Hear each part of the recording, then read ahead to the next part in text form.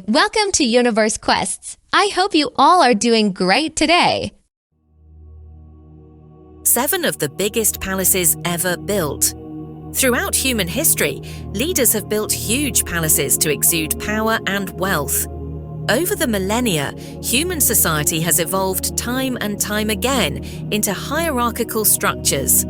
Those at the top have always sought to impress others with their wealth and prestige.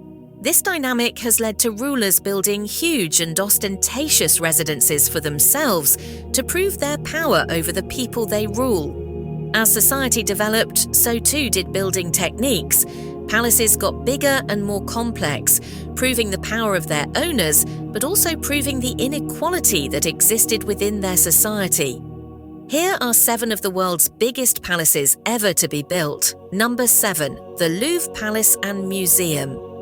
Beginning its long history at the end of the 12th century in Paris, the Louvre began as a defensive structure and served as a residence for nobility for hundreds of years. In 1793, the Louvre Museum, originally the Muséum Central des Arts de la République, was opened and has served as a hub of French art and culture ever since.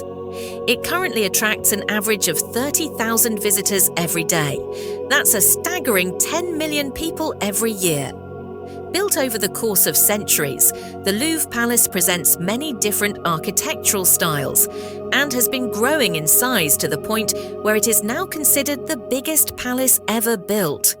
With a floor area of 2,615,630 square feet, 243,000 square meters, it claims to be the biggest palace in the world in terms of a contiguous building.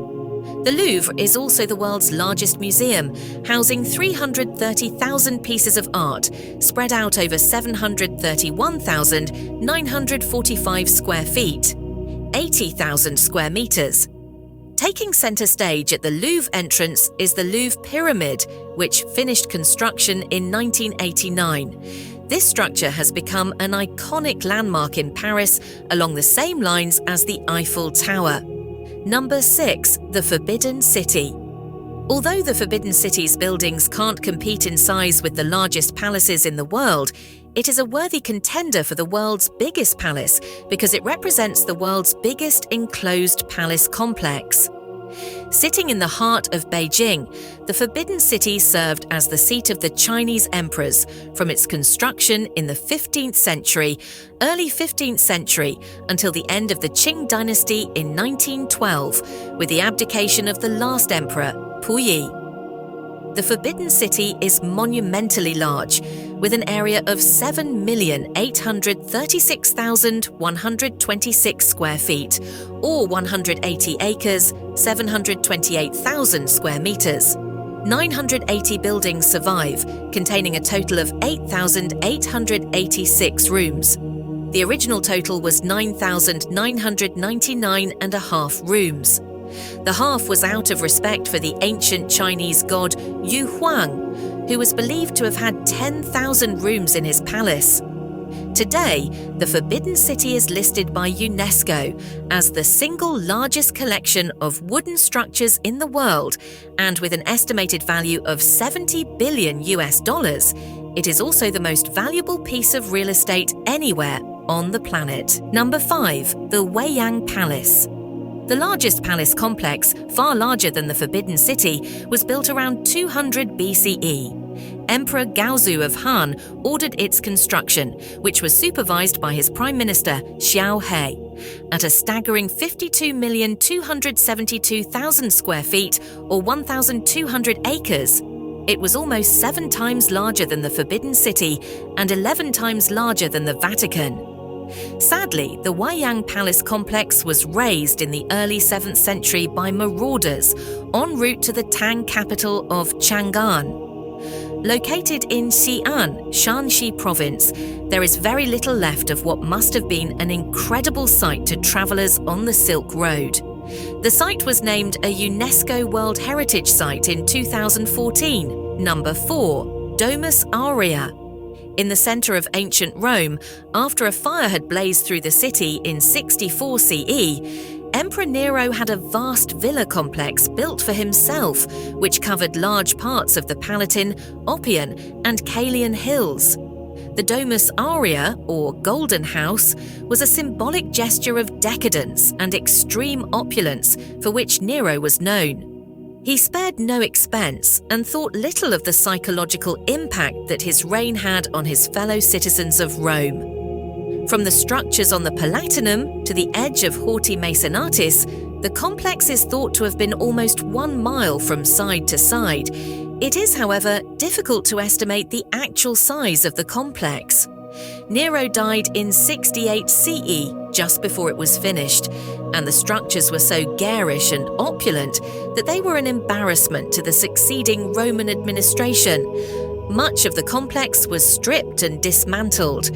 Archaeologists and historians have put forth various estimates of the size of the complex, with some going as high as 300 acres, while more conservative guesses put it at no more than 100 acres. Nevertheless, even unfinished, it would have been an impressive sight, with huge halls, colossal statues, various temples, and even an artificial lake. Number 3. Hofburg Palace. Now serving as the workplace and home of Vienna's president, the Hofburg Palace has been the residence of the monarchs of Austria since it was built in the 13th century. Over the centuries, it was expanded until it reached its current size of 2,583,339 square feet, 240,000 square meters. Famously serving the Habsburgs as their official winter residence, Hofburg Palace is an impressive set of buildings that display an abundance of architectural styles, including Baroque, Neo-Baroque, Gothic, and Rococo. The palace has 18 wings, or sets of buildings containing 2,600 rooms and 19 courtyards. Today, the palace serves many functions. It houses many collections and museums, as well as the Imperial Chapel, where the Vienna Boys Choir performs every Sunday. The Welt Museum is an ethnographic museum that displays collections detailing non-European peoples and cultures, while the Sisi Museum, dedicated to Empress Elizabeth, displays the life of the Viennese aristocracy. Also housed in the Hofburg Palace are the Austrian National Library and the Spanish Riding School. Number 2. The Winter Palace. The Winter Palace is an iconic part of Russian history, located on the shores of the Neva River, which runs through St. Petersburg. Primarily known as the seat of the Romanov dynasty for almost 200 years, the palace was the scene of major developments after the Romanovs were deposed. A provisional government was set up under the leadership of Alexander Kerensky, but it failed to stem the tide of Bolshevik passion. In 1917, the Winter Palace was stormed and the ministers were arrested. As such, the Winter Palace can be considered the birthplace of the Soviet state. Almost the same size as the Louvre and Hofburg, the Winter Palace covers 2,511,705 square feet and has 1,500 rooms. Combining styles of Elizabethan and Russian Baroque, the palace was designed to reflect the grandeur of the French style. Number 1. Istana Nurul Iman. A modern marvel, the Istana Nurul Iman serves as the residence of the Sultan of Brunei, Hassan al-Bolkiah ibn Omar Ali Saifuddin III, and as the seat of government. The Palace of Light and Faith was designed by Filipino architect Leandro V. Locsin, and its architectural style reflects Islamic and Malay culture. At 2,152,782 square feet, 200,000 square meters, Istana Nurul Iman is certainly one of the largest palaces ever built. It contains 1,788 rooms, a banquet hall that can accommodate 5,000 guests, 5 swimming pools, and a mosque that can accommodate 1,500 people. Of particular note are the 110 garages that house the Sultan's collection of 7,000 cars, valued at around US $5 billion. The palace is a private residence and is not open to the public except at the end of Ramadan.